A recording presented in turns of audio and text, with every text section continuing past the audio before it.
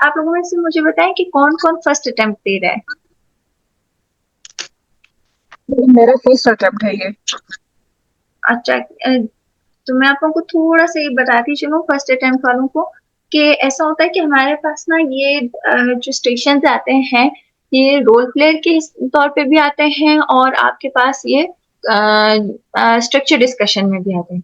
जो structure discussion में आएगा ना वो कि आपने इंग्लिश में एग्जामिनर को बताना है विद इन 5 to 6 मिनट्स। ठीक है, मैक्सिमम आप 6 मिनट्स कर लें। उसमें आपने उसके स्ट्रक्चर डिस्कशन में बायोडेटा से स्टार्ट करना है, हिस्ट्री लेनी है, एग्जामिनेशन फाइंडिंग्स, इन्वेस्टिगेशन, मैनेजमेंट तक आना है। उसके बाद एग्जामिनर आपसे कुछ क्वेश्चन करेगा, ये सब कुछ इंग्लिश में चल रहा होगा। ठीक है, क्वेश्चन आंसर फॉर्मेट में होगा। जो रोल प्लेयर वाला होगा उसमें एग्जामिनर के साथ कोई और स्टूडेंट या कोई और एग्जामिनर भी बैठा होगा, बेसिकली एक स्टूडेंट ही बैठी होती है और आपको एक सिनेरियो दिया जाता है और उसके बाद कहा जाता है कि काउंसल द पेशेंट। ठीक है ना, तो फिर आप उसकी काउंसलिंग स्टार्ट कर देते हैं उर्दू में। फिर उसी तरह से आपने उसकी हिस्ट्री लेनी है, एग्जामिनेशन फाइंडिंग, इन्वेस्टिगेशन, मैनेजमेंट, ये सब कुछ बताना है, लेकिन उस पेशेंट को उर्दू में आसान अल्फाज में बताना है, लेकिन बतानी वही नॉलेज है। ठीक है ना। तो आज हम ये पोस्टमार्टम डिप्रेशन ये हमारे पास पेपर्स में भी आया हुआ है, इसीलिए हम इसे यहाँ पर कर रहे हैं। और ये जो है ना हम दोनों तरीके से करेंगे। ठीक है, उर्दू काउंसलिंग में भी और इसमें भी स्ट्रक्चर डिस्कशन में। तो नौरीन आप उर्दू में काउंसलिंग करेंगी। जी मैम। चलें, मैं आपको केस देती हूँ। Patient G came on 18th day postnatal with the complaint of crying and not looking after her baby. How will you counsel her? Yes ma'am. अस्सलाम वालेकुम। मेरा नाम डॉक्टर नौरीन है और मेरा ताल्लुक गायनी के शोबे से है। मैं आपका नाम जान सकती हूँ? मेरा नाम मरियम है डॉक्टर साहबा। मरियम। मरियम, मुझे एक तहरीरनामा मिला है जिसमें लिखा है कि आप की उम्र 19 साल है। मैडम वो मुझे वो सिनेरियो आप सामने वो कर देंगी स्लाइड? ओके, सिंपल है। 18 डे पोस्टनेटल पे आई है और अपना ख्याल नहीं ओके। रख रही है। ठीक है, जी जी। बस। और जी मैंने आपको कोई फाइंडिंग मरियम मुझे, ओके मैम। मरियम मुझे एक तहरीरनामा मौसूल हुआ है जिसके मुताबिक आपकी डिलीवरी को अभी 18 दिन हो गए हैं और अभी आप थोड़ा परेशान हैं। क्या ये बात दुरुस्त है? जी डॉक्टर साहबा। अच्छा मरियम, हम आज पहली दफा मिल रहे हैं तो मैं कुछ मजीद आपसे सवालात करूंगी ताकि मैं जी आपके मुतालिक जान सकूं। आप परेशान ना हो, आपने बहुत अच्छा किया कि आप हमारे पास तशरीफ लेकर आई हैं और मैं पूरी कोशिश करूंगी कि आपकी इस मसले में मदद कर सकूं। आप मुझे ये बताएंगे कि आपकी शादी को कितना अरसा हुआ है? डॉक्टर साहबा ये 1 साल हुआ है। अच्छा, ये आपका पहला बच्चा था? हाँ जी। कोई बच्चा जाया तो नहीं हुआ? नहीं। अच्छा, ये बताएं कि अभी आप वो कोई जॉब करती हैं? कितना पढ़ी लिखी हैं? नहीं, मैंने मैट्रिक किया हुआ है। अच्छा, ठीक है। मरियम, मुझे आप अपने बारे में कुछ बताएंगी कि आप कैसा महसूस करती हैं? डॉक्टर साहबा जब से मेरी डिलीवरी हुई है ना मेरा किसी काम में दिल नहीं लगता, बच्चे का ख्याल करने का भी दिल नहीं करता और बस रोना आता रहता है, हर टाइम रोने का दिल करता है। अच्छा, मरियम, मुझे ये बताएं कि आपका ये पहली दफा आपको इस तरीके से महसूस हुआ है या इससे पहले हमल में भी कभी आपको इसी तरह का कोई मसला दरपेश आया था? नहीं डॉक्टर साहबा, पहले तो मैं ठीक थी। अच्छा, ये बताएं कि आप को हमल के दौरान में कोई मसला तो नहीं हुआ था? हमल आप करना चाहती थी? जी डॉक्टर साहबा।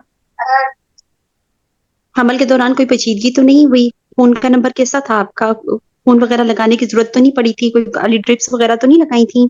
नहीं डॉक्टर साहबा। अच्छा। अच्छा मरियम, मुझे ये बताएं कि आप को नींद ठीक आती है? नहीं अब डॉक्टर साहबा, पहले ठीक आती थी, अभी बच्चे की पैदाइश के बाद नहीं आ हम्म। रही। अच्छा, और ये बताएं कि आपका खाना पीना कैसा है? भूख भी कम लगती है। अच्छा अच्छा, बच्चे की देखभाल कौन करता है? आप अकेली करती हैं? जी डॉक्टर साहबा। अच्छा, ये बताएँ कि आपके साथ आपके घर में और कौन-कौन से कितने अफ़राद रहते हैं? बस मैं और मेरे शौहर हैं। अच्छा, शौहर आपका ख़्याल रखते हैं? हाँ जी, डॉक्टर साहिबा बहुत अच्छे हैं। देखिए मरियम, कुछ सवालात आपसे पूछना बहुत ज़रूरी है और मैं आपको इस बात की यकीन दहानी दिलाती हूँ कि मैं जो भी बात आपसे बात करूँगी, वो आपके और मेरे दरमियान में ही रहेगी, ठीक जी। है? आप मुझे ये बताएँ कि आप के शौहर से आपके ताल्लुकात बिल्कुल ठीक हैं? वो आपके साथ जी। मारपीट वग़ैरह तो नहीं करते? जी डॉक्टर साहिबा। अच्छा, ये बताएँ कि आप घर में किसी बात को लेकर कोई परेशानी तो नहीं है? नहीं डॉक्टर साहिबा। अच्छा, ये बताएँ कि हमल से पहले कभी आपको इस तरह का आ मसला जाओ, दे दरपेश रही आया? हूँ, आ जाओ। नहीं आ डॉक्टर जाओ, साहिबा। गया।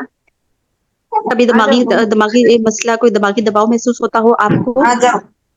नहीं नहीं, पहले डॉक्टर साहिबा मैंने आपको बताया ना, मैं बिल्कुल ठीक हूँ। नौरीन आप अपने आप को अनम्यूट कर लें। मैम, ये मेरा नहीं है शोर। नहीं नहीं, मैं कह रही हूँ आप अपने आप को अनम्यूट कर लें, बाकी सब को मैं म्यूट कर रही हूँ। Okay ma'am. जी। अ, अच्छा, मुझे अपने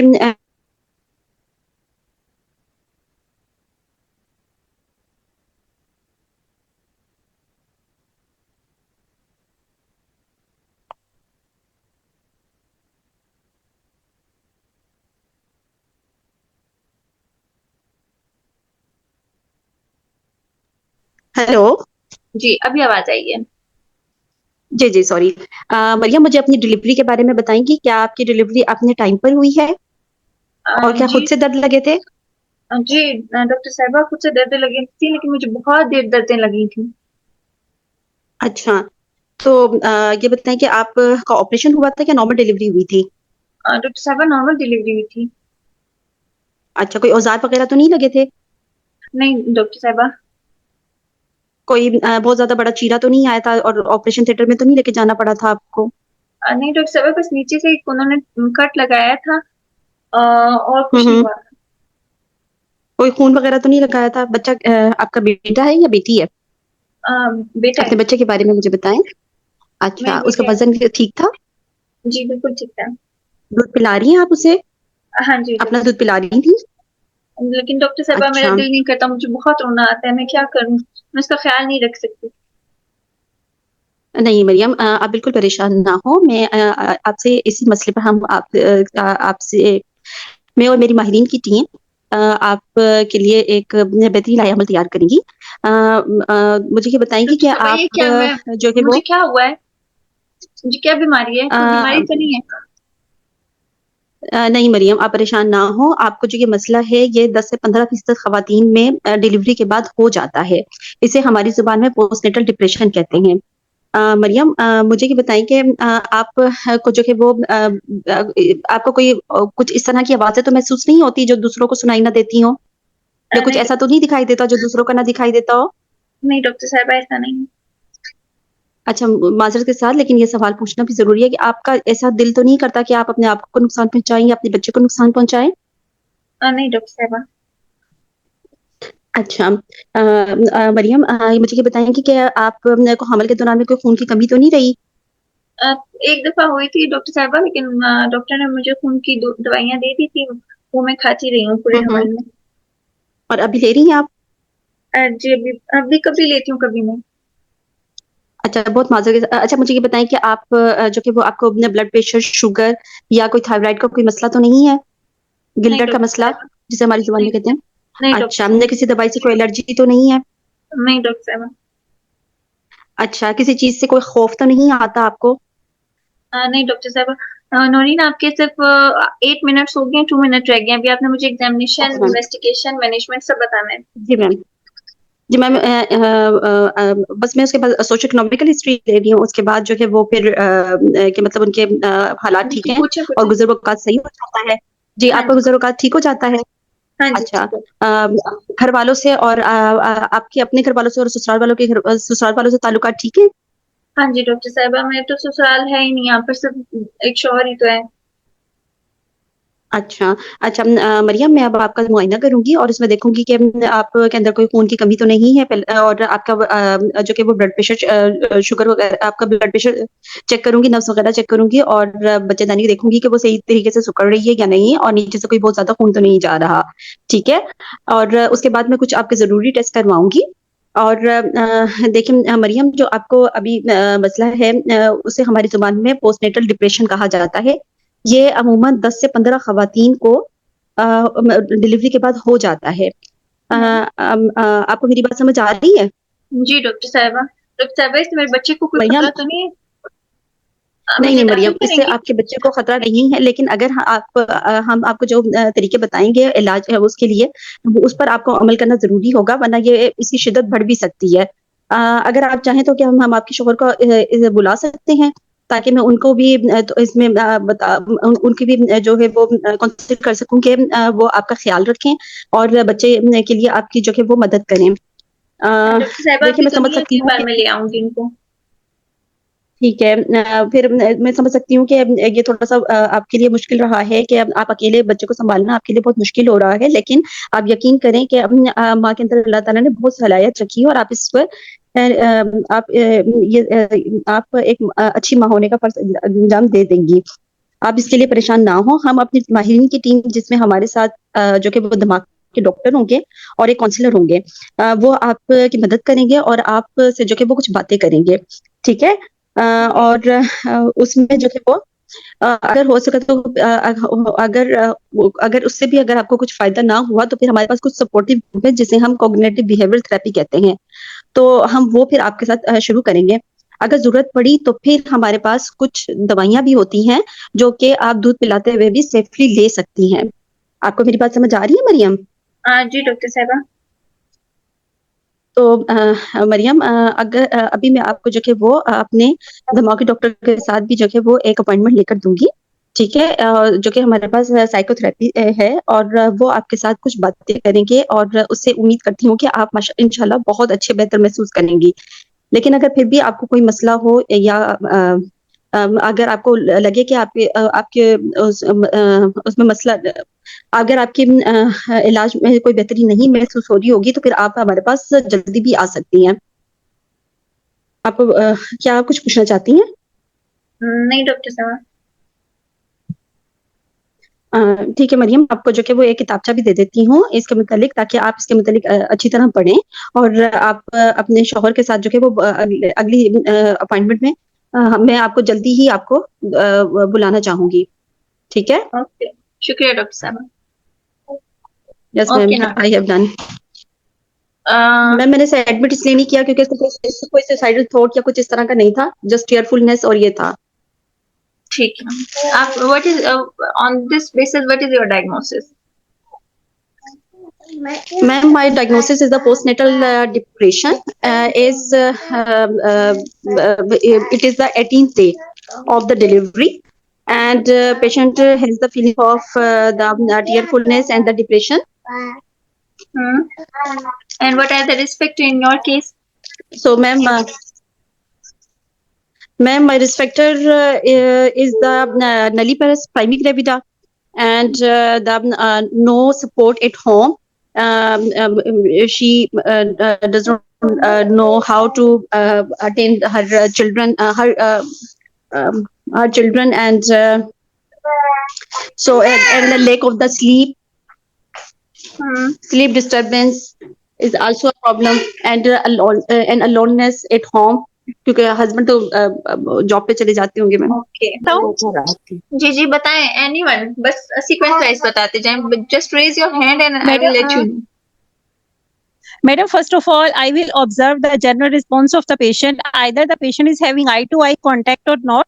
What was the level of understanding of my patient and what was her mental status when she has presented to me? After this, I will do her BMI and then GP, and especially I will do her breast examination. बाइट मार्क शेयर। And after this, Lubna, आप मुझे structure discussion में बताएंगी, ये उर्दू में मुझे बताएं, ये हमारा काउंसलिंग स्टेशन है, उर्दू में सब कुछ चाहिए मुझे। मैडम उर्दू में हम पहले पेशेंट का, जैसे पेशेंट मेरे पास आके बैठेगा तो मैंने पहले अपने मरीज का रिस्पॉन्स देखना है। मैं ये चेक करूंगी क्या वो मरीज मेरे साथ आई कांटेक्ट कर रहा है कि नहीं कर रहा। उसका मेंटल स्टेटस क्या है, क्या उसे मेरी बात समझ आ रही है कि नहीं आ रही है मेरी बात, और फिर मैं उसके डिप्रेशन को यार उसने सारे एनालाइज सवालों के जवाब दिए।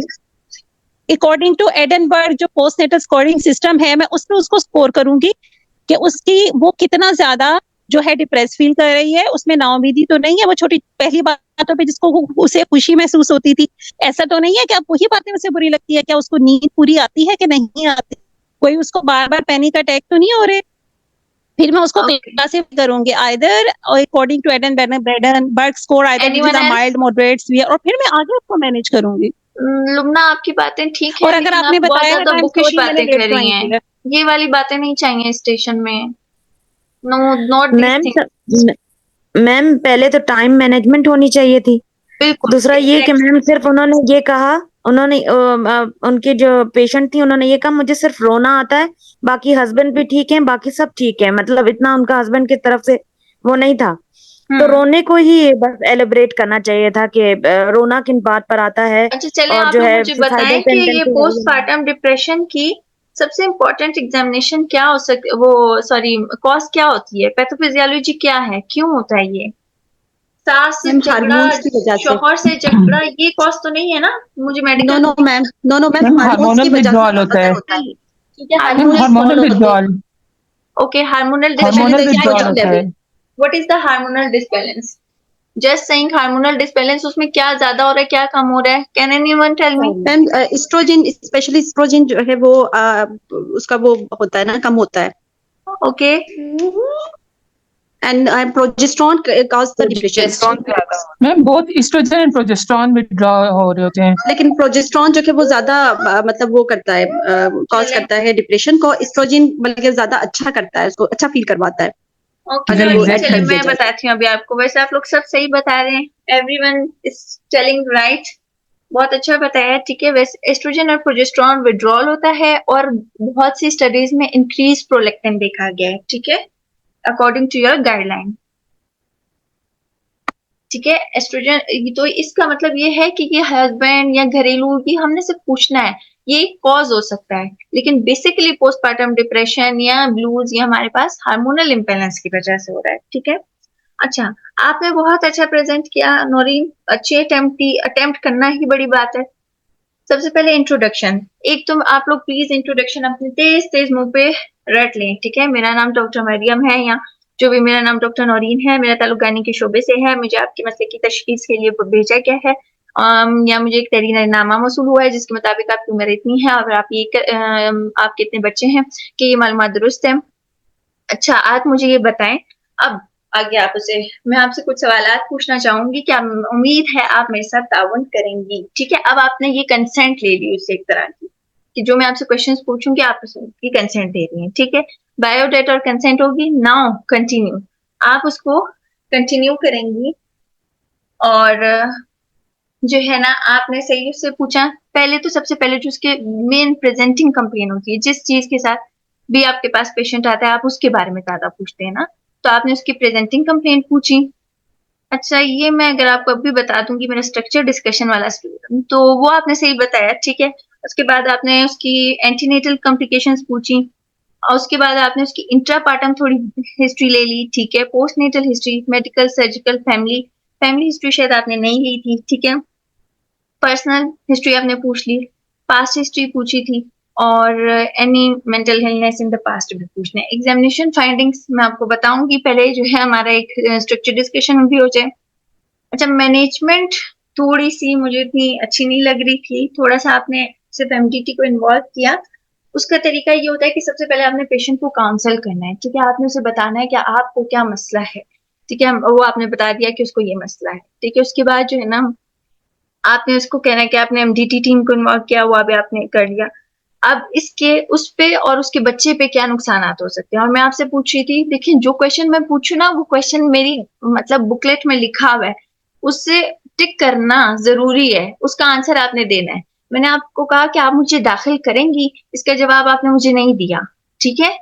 तो ये एक मेरा क्वेश्चन था, जो समझे वो एग्जामिनर के उसमें लिखा हुआ है और आपने बताना है। तो ये चीजें आपने जरूर माइंड में रखनी है। और एक कहते हैं हम उसे वूलीज क्वेश्चन, डिप्रेशन एडनबर्ग स्कोर करने बैठेंगे वो तो बहुत लंबा है, वो तो आप नहीं कर सकते। वो आप उसमें कह देंगे कि मैं एक तहरीरनामा दे रही हूँ जिसे आप फिल करके ले आए, उसमें आप बता सकते हैं। लेकिन पुलिस क्वेश्चन तो आपने उसी टाइम पूछने हैं, ठीक है? तो वो आपने पूछ लेने हैं। बाकी ठीक था, अच्छा था, बेहतर था। अभी हम स्ट्रक्चर डिस्कशन लेते हैं, उसके बाद मैं आपको एक केस भी पढ़ाती हूँ, ठीक है? स्ट्रक्चर डिस्कशन कौन करेगा? स्टार्ट करें डॉक्टर सादिया। यही केस है, यही सिनेरियो है। A patient at 18 weeks postnatal came to you with the complaint of crying and not looking after a baby. How will you manage the case? ठीक है ma'am, first of all, I'll introduce myself to the patient. I will take her introduction. I will address her concerns and set an agenda. Then I will confirm the given details by asking her name, her age, and her merit for. Then I will address her concern with presenting complaint, like how is she feeling, any loss of appetite, any sleep deprivation. I will ask about her thought of self-harming or thoughts of baby harming to rule out the major depression. Then I'll ask about the symptoms of the psychosis. Does she feel that anyone is instructing her from behind?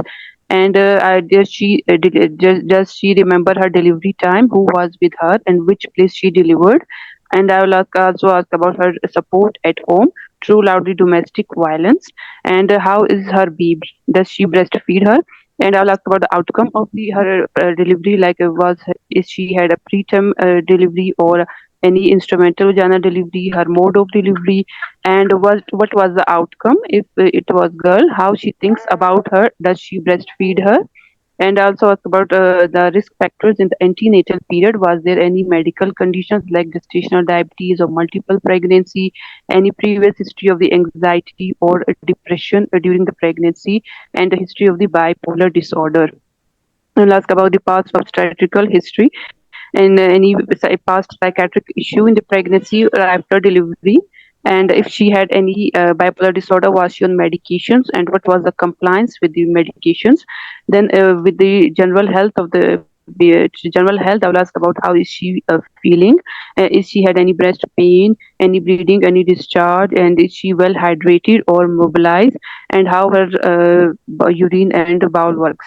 Then any significant medical and surgical history, any family history of the bipolar disorder, postpartum psychosis, or any psychiatric illness. In personal history, I'll ask about the blood group or BMI and any history of the recreational or drug abuse after sign posting. And what do you and how much she do for her living and her social support at home. Then I will, madam, I'm done with my history. Then what examination points will you, how do you examine the patient? Madam, I will do her general physical examination in the presence of the chaperone. I will measure her weight and height ratio to calculate her BMI. Then I will I will take her vitals. I will look for the lower conjunctiva for the pallar and look for the thyroid enlargement. I will do a breast examination for breast engorgement and I will do her abdominal examination.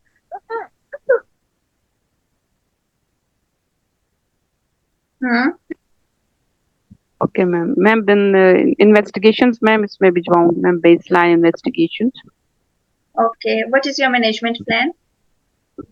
Ma'am, first of all, I'll count the patient and her attendants empathetically about the diagnosis that she is having postpartum depression. I will offer her my support. I will counsel her that this is a treatable condition and she has to seek support from her family and her friends, and she has to maintain a good sleep hygiene, exercise regularly, and maintain a healthy diet. And in the meanwhile, I will refer her to a psychologist for the cognitive behavioral therapy, and also I will start her the antidepressant medicines, which is the selective serotonin reuptake inhibitor, sertraline, 25 milligram as a starting dose, and as an RI in which includes naltrexone and tricyclic antidepressants. I will also counsel about the side effects of the medicine that causes the dry mouth, constipation, dizziness, but it is safe for her baby and she can breastfeed her baby.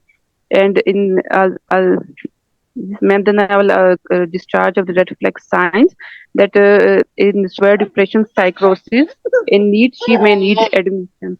अच्छा, Madam, if the patient is not responding to the medication, we can give her elective convulsive therapy, and then we'll give her patient information. If she has the minor depression, she did not need any admission.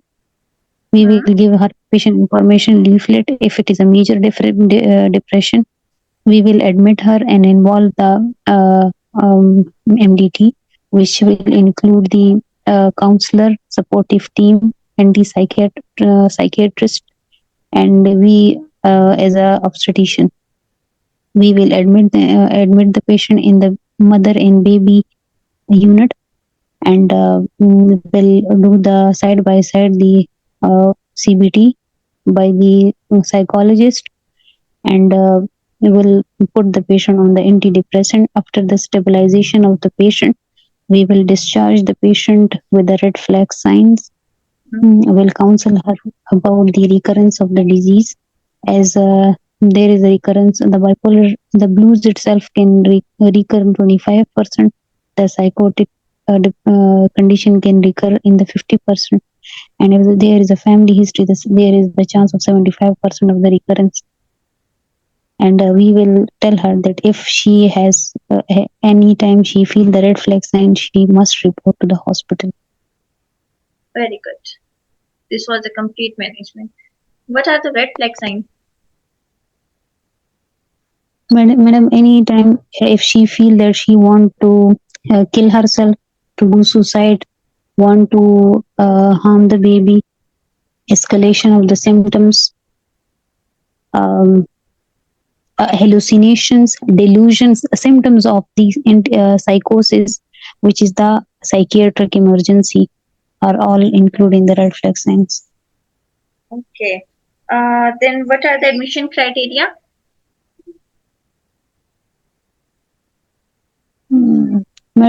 Madam, these symptoms like agitation, aggression, hallucination, on the basis of these symptoms. What is mother baby unit? Madam, these are the specific unit in which the patient and the baby are kept, although in the same room, but with the nursing support in order to prevent the harm from the side of the mother to the baby. Okay, good. What are the Wooley's questions? Madam, in the Wooley's questions, we differentiate the minor depression, major depression, and psychosis. In the Wooley question, we ask since which time. First of all, we elaborate the presenting complaint. Tell me those two questions. Symptoms of delusion, insight, No. and Okay. Tell me instructing. Okay. Tell me about something Edinburgh scoring system. Madam, Edinburgh scoring system is has 30 score, in which we assess the mental status of the patient during the antenatal period and the immediate postpartum period. If the patient got 10 or more than 10 score, it means that there is a high chance of the aggravation of the symptoms, and the patient might need CBT, antidepressant, or sometimes admission. What is GAD? GAD is the generalized anxiety disorders. It is of 2 times, GAD 2 and GAD 7. If the patients qualified on the GAD 2, in the GAD 2 we ask 2 questions. That for how many times she has been feeling low and not interest in the activity that she was previously having interest in the past 2 weeks. If the patient qualify for both of the questions, then we will directly process the patient to get a 7, in which we will ask the 7 questions from the patient. Okay. It was good attempt, Idam. Okay.